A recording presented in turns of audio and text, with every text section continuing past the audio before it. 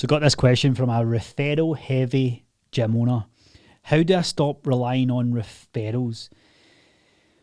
I'm going to just say this to you straight up, right? Straight up. Referrals are a bonus channel. Now, I'll draw this out to make it really, really simple. Let's say you have one client. Now, by the way, I know I had a gym. Some clients are referral machines, absolute referral machines, right? They'll come in, they'll tell person number one about you, they'll tell person number two, and they often have quite a bit of influence, right? So maybe they're working in a huge company that's all your ideal client. Great, you'll get these outliers who will just keep filling your calendar. Now, this is great, but I want you to remember this line. Your clients only have so many friends and family members. Now, there's little examples here that I've seen where one of my gym owners was working in a big building, and I think it was Morgan and Stanley, and they got basically one of the head managers in Morgan Stanley who was able to pull strings and get a bit of a wellness budget together, and the gym ended up helping like almost a couple of hundred of these people from this building in various different formats, like group days, open days, right down to small group PT as well. So if you're watching this and you're like, I've got a great case study on this, cool. But for the general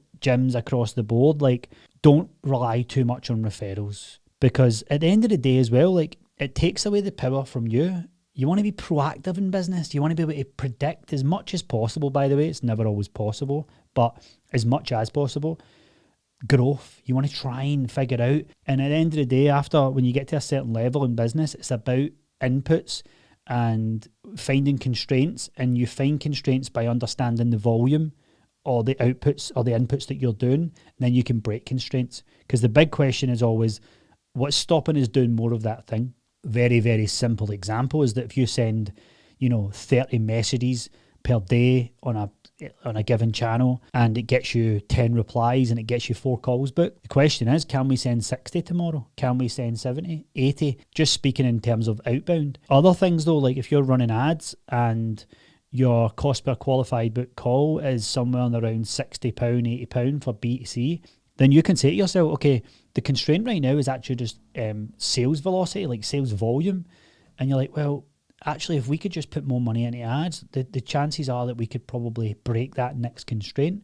It's like, great, let's go and do that. And so that's the big thing about proactive sales acquisition strategies versus referrals. Like if you're getting referrals, pat on the back, you're doing well, but you need to now put your effort and energy into another acquisition channel, which is being able to predictably improve and inbound, figuring out a way to make inbound leads work. And one thing I always love in business is just put the two against each other, put equal efforts in it. If you've got team members, make sure there's a competitive edge to it in a good way that creates a good environment. But you want to get to a point where acquisition can be as predictable as possible, and referrals isn't that. Can you do referral surgeries and campaigns throughout, the quarters and stuff? Absolutely, and I highly recommend you do. But now's the time to find an acquisition strategy like ads, like a really good ad process that can beat it.